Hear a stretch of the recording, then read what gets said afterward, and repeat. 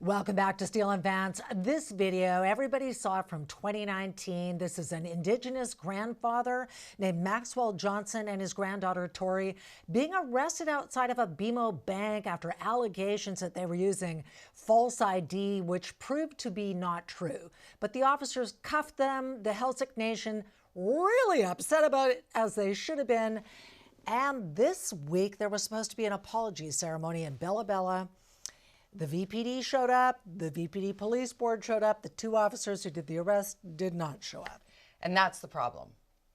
That's the problem here. Why did they not show up? Why was everybody but the two people that were needed in that ceremony there? Like, I looked at this as a missed truth and reconciliation moment. Clearly that the video that we just showed, the surveillance video, that would never happen to a white person. It just wouldn't. Like, I think everybody agrees, no. A grandfather and his granddaughter opening a bank account, not causing any kind of problem whatsoever. The bank called the police. Handcuffed, but I wasn't casting blame on police or the bank or whatever.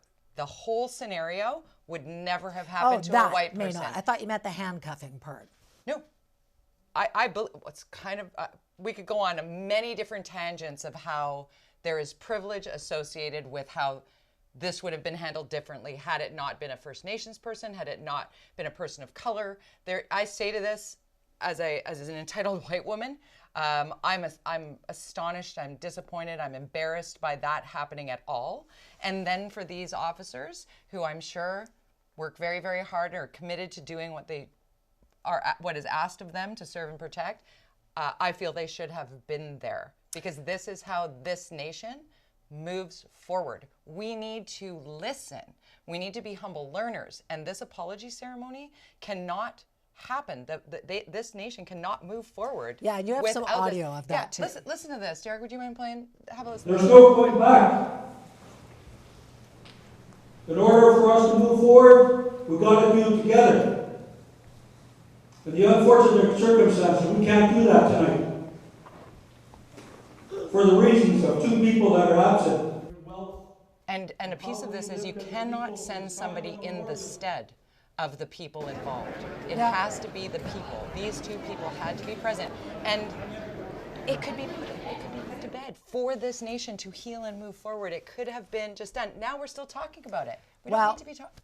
I think this. Okay. I think, first of all, anybody would be infuriated, regardless of your ethnicity, if you were accused of committing a crime that you did not do. And then you're paraded out into public and handcuffed. Bloody hell, I want an apology. They deserve an apology. The VPD owed it to them. I wish those officers did go to the apology ceremony, because that's the way their culture puts things to bed and gets some closure. Exactly. 100% wish that had happened. But I would just raise this one thing. I wonder if this, because a lot of people leapt to it's racist. Those two officers are racist. I was like, okay, well, wait a minute. Was this actually a case of racism, or was it a case of a bad VPD policy? Because after the BMO arrest, and then after a black 81-year-old judge was arrested and handcuffed on the seawall in a case of mistaken identity, the VPD, guess what? They changed their handcuff policy. They had a policy, and the new policy says essentially that the officers now are allowed to use discretion, that they can consider indigeneity, race, and disability before they constrain a person. And so clearly that tells me that the policy before was when you're arrested and suspected of a crime, you are handcuffed. All I'm saying is, did those two young officers, who happen to be Asian, by the way, and I'm sure are not tone deaf to the fact that there was a 600% increase in Asian hate crimes during the pandemic, so they're probably somewhat ethnically sensitive to racism.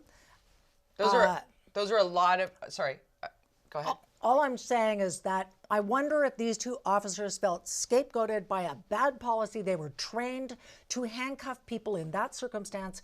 That's what they did. The chief said at the time they did nothing wrong. And then all of a sudden the media is going, oh, they're all a bunch of racists. And so I wonder if that ceremony had been held privately without a bunch of media invited, would they have gone? I think that those are a lot of storylines sprouting off of what I think is a very specific piece of this puzzle.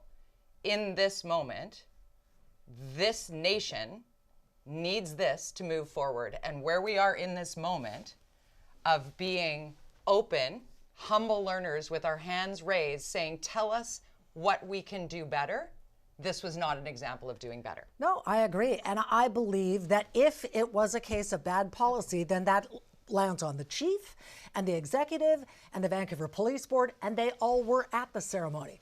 If it was bad policy that these two young officers followed the rules, did what their training told them to do, then the people who are responsible for bad policy, for having made a bad decision that hurt an Indigenous grandfather and his granddaughter, then the people who were responsible for that bad policy were there. I'm going to tell you, one of the greatest moments of my humble learning journey has been invited to be a part of a ceremony, a smudging ceremony with Kelly White, while covering. Who's that? She is an unbelievable leader of First Nations peoples on the downtown east side. She is an activist and active in the community and wanting to help those of us who are not Indigenous learn more about the culture and the needs of the culture. And she invited me to be smudged after I had covered 215 and Kamloops and came back and covered a bunch of Indigenous stories for Al Jazeera English. And it was the single greatest experience I have had. I'm sure it was. These officers would have benefited from attending this. It is not about shame. It is about No. healing.